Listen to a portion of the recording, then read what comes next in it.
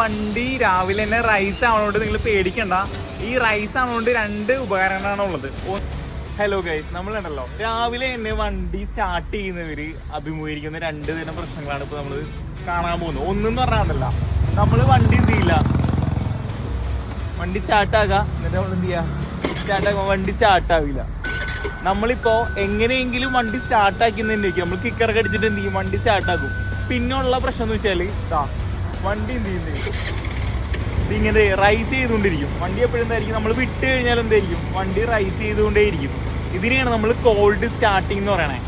ഇതിന് കാരണം എന്താണെന്ന് വെച്ച് കഴിഞ്ഞാൽ നമ്മൾ ഫോർ എക്സാമ്പിൾ ആയിട്ട് നമ്മളിപ്പോൾ ഉറങ്ങിക്കിടക്കുകയാണ്, നമ്മൾ ആരെങ്കിലും പിടിച്ച് എണീപ്പിച്ചിട്ട് ഓടാൻ പറഞ്ഞു കഴിഞ്ഞാൽ എങ്ങനെ ഇരിക്കും, അതുപോലെ ഇരിക്കും നമ്മൾ വണ്ടി രാവിലെ എടുക്കുമ്പോൾ. എഞ്ചിൻ്റെ ഒരു RPM കൂടുന്നതിനനുസരിച്ചിട്ട് വണ്ടിയുടെ ടെമ്പറേച്ചർ എന്ത് ചെയ്യും, സിലിണ്ടർ കുറച്ചുകൂടി നമ്മൾ എന്ത് ചെയ്യും, ചൂടാവും.